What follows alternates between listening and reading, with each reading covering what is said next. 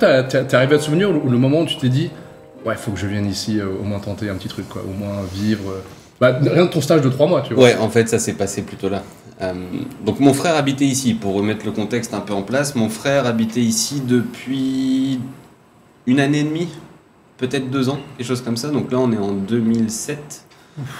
2007 ou 2008, j'ai plus bien le truc, mais ouais, on est dans ces eaux-là. Et je viens pour un stage de 3 mois. À cette époque-là, j'étais déjà... Sans être jamais venu. Sans être jamais venu. Oui. Mon frère habitait là, sans être jamais venu. Mon frère, je l'ai vu voyager pas mal, et c'est lui qui m'a donné plutôt cette envie d'expatriation. Quand je suis venu, je venais aussi dans le but de savoir si j'étais adaptable à autre chose que la France, et de me dire... Et t'avais déjà fait un autre pays avant, non? 2008, non. Non, t'avais jamais fait d'autres... Non. Même en Erasmus, enfin, tu sais, Non, c'était pas encore Erasmus. Erasmus, c'était 2010, tu vois, Okay. donc c'était plus tard. Là, vraiment, ces 3 mois de stage, je crois que j'étais entre le lycée et ma première année d'études. D'accord. Donc j'étais, ouais, je te dis, j'étais vraiment très jeune. Ouais. j'avais pas encore 20 ans, j'avais 19 ans. J'ai tardé un peu à passer mon bac. Oui, ce que j'allais dire, mec, normalement, à cet âge-là, on est à l'uni. Hein. J'ai eu mon bac à 19 ans, c'est vrai. D'accord. Ok. Et j'étais vraiment entre ces deux périodes-là, et du coup, je suis venu rendre visite à mon frère qui venait de monter sa boîte ici de pub. Ouais. Enfin, de pub, c'était un grand mot, c'était de la communication, il faisait du design, lui, il vient du monde du design, etc. Ouais. Et à l'époque, c'était petit, sauf qu'il y avait déjà de la demande web à l'étranger. Ouais. Donc, il y avait un ami de famille, Franck, qui bossait ici, qui avait monté les prémices de Khmer Dev. Et du coup, il avait de la demande pour du design, mais que lui savait pas faire. Et il y avait très peu à l'époque d'expertise là-dessus. Ouais. Et du coup, c'est le fait que Cédric se soit installé ici. Et du coup, je suis venu, moi, dans ces 2 premières années d'activité, dresser sa comptabilité et faire en sorte qu'il ait un outil assez simple pour une petite société. Il y avait 3 personnes, donc pour une petite société, mais pour qu'il puisse avoir au moins une vision sur sa comptabilité. Donc je venais de ce milieu-là, de la finance. J'ai fait un bac STG en finance, etc. Donc je suis venu lui monter ce petit truc-là. Attends, t'es un STG toi? Je pensais que t'étais un ES toi. J'ai pas réussi. Je suis pas allé jusque-là. Bah t'es STG toi aussi? Oui, mais moi à mon époque ça s'appelait STT. STT. Putain, je suis avec deux STT, 2 STG quoi. Bah, les STT c'est censé être les cancres. Ouais, c'est ceux qui sont pas en général, tu vois. Ceux qui sont un peu renvoyés de partout. Ouais. Et du coup, je suis arrivé ici et on était sur un monde incroyable du Cambodge. C'est-à-dire que je suis sorti de l'avion, il y avait une odeur, et j'ai aujourd'hui du mal à retrouver cette odeur qu'il y avait à l'époque. Je la retrouve parfois un peu dans les marchés, parfois elle est un peu trop puissante, c'était pas tout à fait ça. Mais c'est une odeur quoi? C'est une odeur, qu'est-ce que tu peux me dire? C'est une odeur du Cambodge. Ouais, c'est l'odeur de la terre un peu, non? La terre chaude un peu. C'est un peu cette odeur de terre. Ouais, mais c'est marrant parce que moi aussi j'ai une Madeleine de Proust odeur que j'avais quand je venais en vacances avec ma famille, une fois par mois, une fois dans l'année, un mois on va dire. J'ai effectivement des souvenirs d'odeur que je retrouve plus. C'est quoi ça? C'est vraiment quand tu sors de l'avion. Ouais, tu sors de là, il y a une espèce de truc, t'es chaud là, t'es là. Ouais. Tout à fait. On a plus cette odeur du Cambodge. Bah ouais, vu qu'on vit ici, peut-être qu'on le ressent plus. Ouais. Et puis je me souviens de cette ville mi-bétonnée, mi-terre, justement, il y avait encore de la latérite. Attends, excuse-moi, mais 2007, BKK1, c'était la latérite sur la plupart des transversales. T'avais les grands boulevards qui étaient en béton. Riverside était bétonné, c'est pas de problème. Était goudronné, mais sinon il y avait plein de... Il y avait le pont japonais. Ouais, il y avait le pont japonais quand même. Le pont japonais était là. Ouais, on passait. Oui, il doit être vu le pont japonais, ouais. Parlons de Choi Chang-wa à l'époque. Une tour, ouais. Des petites cahutes au bord de la rivière, et dont un Australien qui a ouvert un petit bar là-bas qui était exceptionnel. Donc, vu le côté coucher de soleil, sur Phnom Penh, magnifique. Ouais. Ça, c'est des bons côtés qu'on a perdus. Le lac. Et le lac. Le lac. Et le lac, tout le monde en parle, mais tous ceux qui ont ils l'ont asséché quand, en 2000... Ils l'ont asséché... 2010. Ouais, moi je crois que quand je suis revenu du coup habiter ici, 2013, c'est sûr, il était avait plus de lac. Et quand je suis revenu en visite avec des potes, il était, je crois, déjà plus là. C'est incroyable. En cours d'assèchement en tout cas. Si on avait un lac... Enfin, c'est pas comme si j'irais tous les week-ends. C'était fou, je sais pas si vous l'aviez vu. Moi j'adore je sais pas ce que je changerais de ma vie dans ma vie. Il était presque à perte de vue le lac en fait, c'était incroyable. Mais c'est incroyable. Alors que maintenant, pour mettre le contexte, ils l'ont asséché, il y a des grosses routes bien modernes, des buildings bien modernes, il y a des gyms. Il y a des petits borets dessus. Mais ouais, à l'époque, moi je l'ai jamais vu ce lac. Hein. À l'époque, c'était Phnom Penh. Il y avait un lac au milieu, il y avait des routes en latérite, on marchait dans la rue, très peu de voitures. Tu te baladais comment en moto, à l'époque On se baladait avec moto. Cédric avait sa moto, donc mon frère me baladait en moto quand on sortait, etc. Sinon, du bureau, autre part, je me baladais en tuk-tuk ou à pied. Excuse-moi, mais pour faire une petite parenthèse sur Cédric, lui, qu'est-ce qu'il a amené à... Qu'est-ce qu'il a amené? C'est notre ami de famille, c'est Franck. C'est pas Franck, d'accord. C'est Franck Tweed qui est un ami de famille, qui s'est installé ici dans les années 2000, enfin en 2000, et qui a monté sa société. Mon père est venu plusieurs fois lui rendre visite parce qu'ils bossaient encore ensemble sur certains projets, donc projet informatique de Franck. Et du coup, c'est comme ça que je dirais la famille a découvert le Cambodge. Et Cédric, dans son tour, il a fait l'Australie pendant à peu près 1 an. Il s'est posé à Bali pour bosser un petit peu justement. Il y a 15 ans, Bali, putain. 15 ans, Bali, mon oncle habite là-bas. Ah oui, c'est vrai, mon oncle était déjà là-bas. Et du coup, il a bossé un petit peu en freelance, pareil pour la France, etc. Donc sur du web design, graphic design. C'est un digital nomade précurseur. C'était un digital nomade déjà à l'époque. Et ensuite, il est venu au Cambodge pour ça. En fait, il a fait un petit retour en France et il s'est dit non, la France, c'est pas possible. Et il s'était installé en Bretagne. Il s'est dit si je peux le faire de Bretagne, je peux le faire du Cambodge. Ouais, c'est clair. Et du coup, il est venu s'installer ici. Donc ça, c'était son installation. Et puis je garde des souvenirs émus de ces 3 mois. Excuse-moi, mais ces 3 mois, t'as traîné avec qui pendant 3 mois? Enfin, c'est qui? Avec mon frère et ses potes. Vos potes, c'était des locaux ou c'était des... Non. Des jeunes aussi, des Français? C'était des jeunes Français, franco-khmers, qu'on connaît toujours aujourd'hui, qui sont toujours ici aujourd'hui, et que je vois encore assez régulièrement. Les vieux loupards de l'époque. Les vieux loupards de l'époque, qui ont un petit peu vieilli aujourd'hui, mais qui sont toujours là. Et du coup, ces gens-là, effectivement, donc le réseau de mon frère, principalement, j'habitais chez mon frère, et je me souviens qu'on se faisait avec émotion, c'était on met un petit peu de budget, mais on va acheter une belle baguette. Alors, c'était comme à la maison à l'époque. Comme à la maison.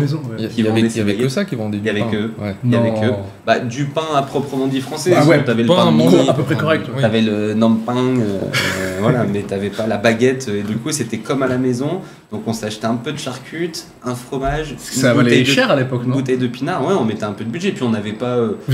On gagnait pas des milliers des cents. Moi, j'étais en stage. Cédric, il commençait sa boîte et on se regardait un film qu'on achetait en DVD. Ah oui. Au DVD shop à $1.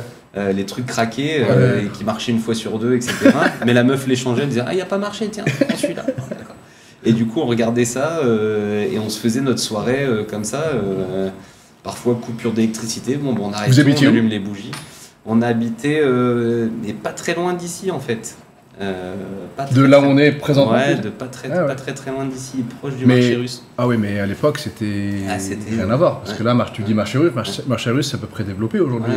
C'est même très développé. Autour, tout était en latérite.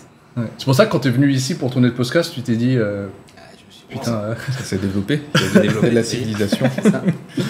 D'accord, et en gros, elle ressemblait à quoi ta vie?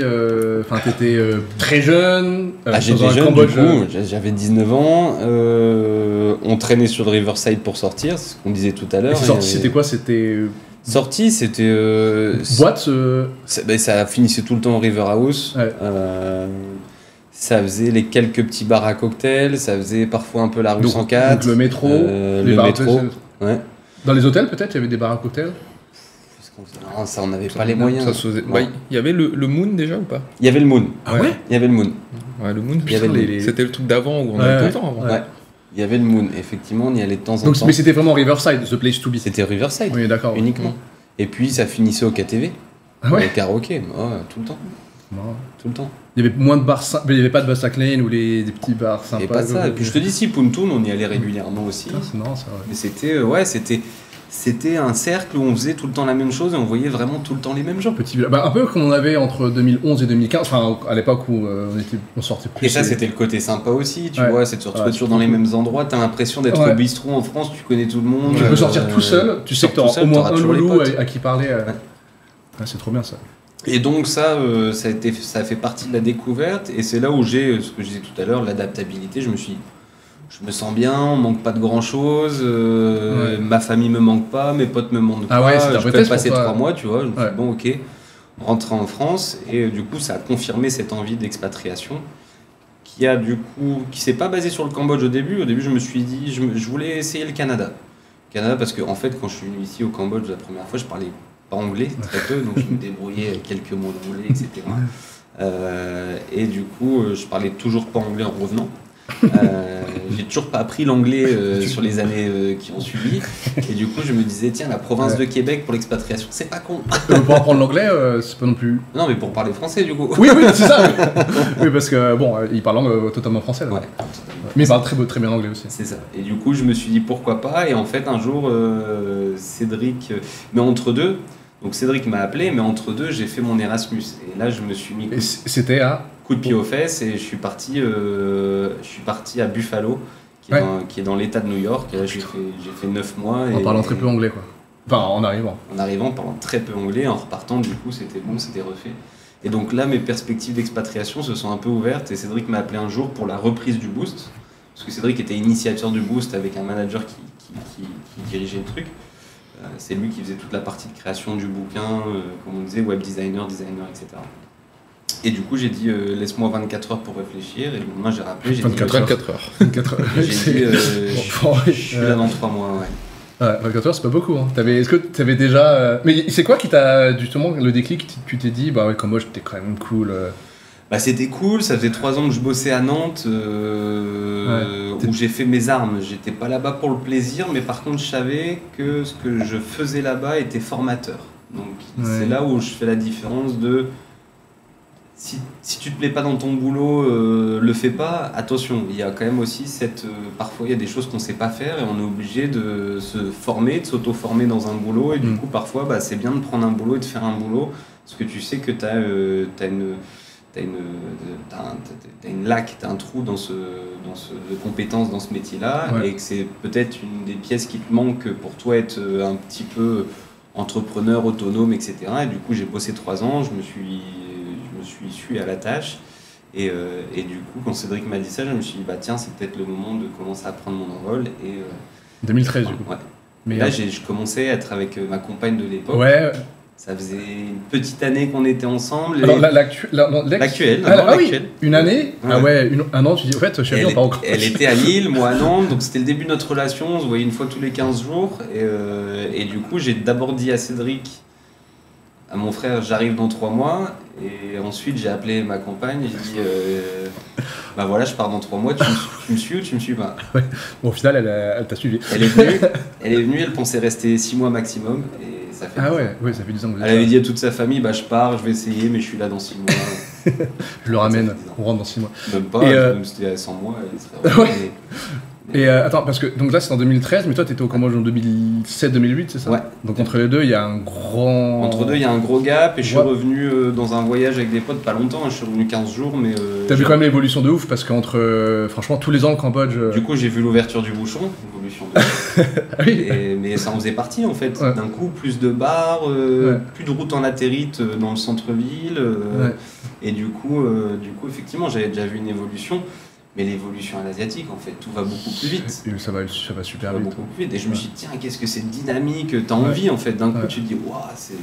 Et puis ce petit vent de liberté qui est toujours là. On roule le soir sans casque si on a envie de rouler sans casque. Ou même la journée maintenant. Enfin, à l'époque. À l'époque, la journée aussi, sans casque. Tout était permis. Donc, ce petit vent de liberté, plus l'évolution qui s'arrête jamais dans un pays comme le Cambodge, m'a effectivement donné envie.